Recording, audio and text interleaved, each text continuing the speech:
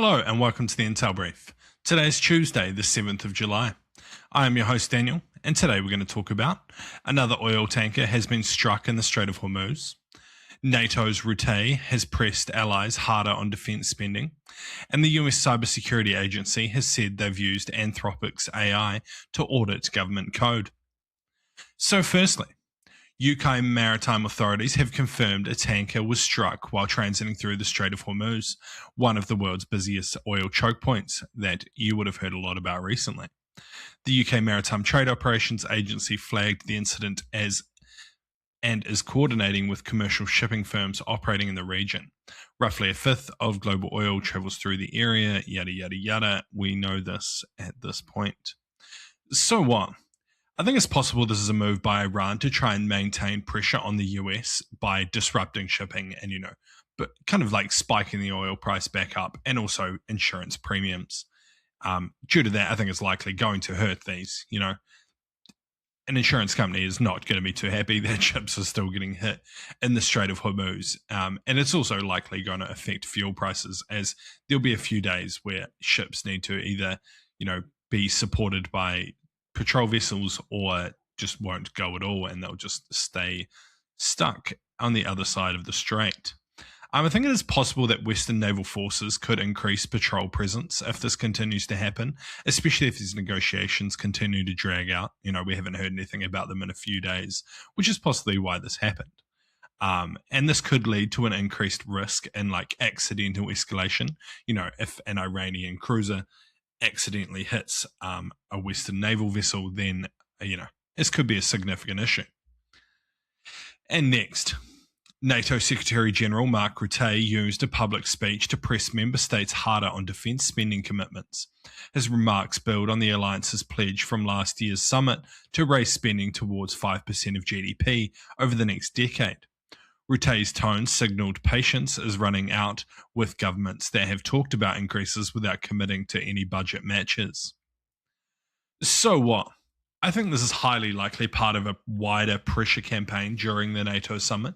It's pretty clear that the US in particular wants European countries to boost their defence spending, and, it's going to be a pretty significant issue within the NATO summit. And, NATO is trying to present a pretty strong united front at the moment. So, yeah, there's going to be a lot of backroom talks that we probably won't see, but, the pressure will be there most likely. I think it's likely that European defence contractors will treat this as a green light to continue to expand their production capacity at the moment. There's been some pretty significant investment within the European defence contractor space, with European countries trying to spend more money with them rather than looking towards US firms. There's a bit of a diplomatic fallout there, but that is part of it. And I think it's unlikely that Russia's posture on NATO's eastern flank will ease enough to slow the spending push anytime soon. The 10-year timeline, I think, is pretty realistic to boost the amount of money that's going to be needed. But if the war in Ukraine does end for some reason in the near future, then this could need to be sped up if Russia goes back to being able to consolidate their forces and boosting their military capacity. And lastly, Reuters has reported that a US federal cybersecurity agency is using Anthropic's AI tool known as Mythos to audit the government source code for vulnerabilities. Sources say that the review spans a wide range of federal systems and is meant to catch flaws before adversaries can exploit them. It marks one of the most concrete public examples yet of a US security agency formally folding AI into its defensive workflow.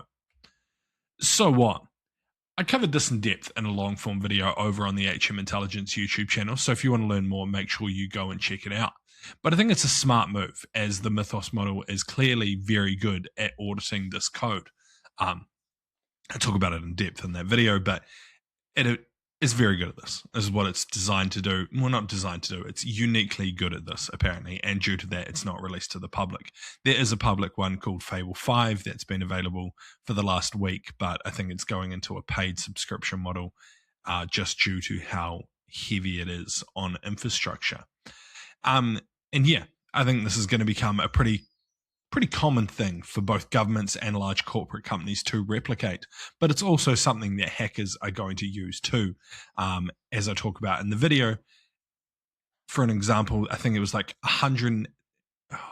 The Mythos model looked at Firefox and it identified something like 220 possible issues with its source code, and it made actual good exploits for it 180 times. So, it is very, very effective at doing this. So it's a very good tool for both sides, really, but very good to see that a government agency is red teaming with it. But anyway, that's been the Intel Brief. I've been your host, Daniel, and I'll see you again tomorrow.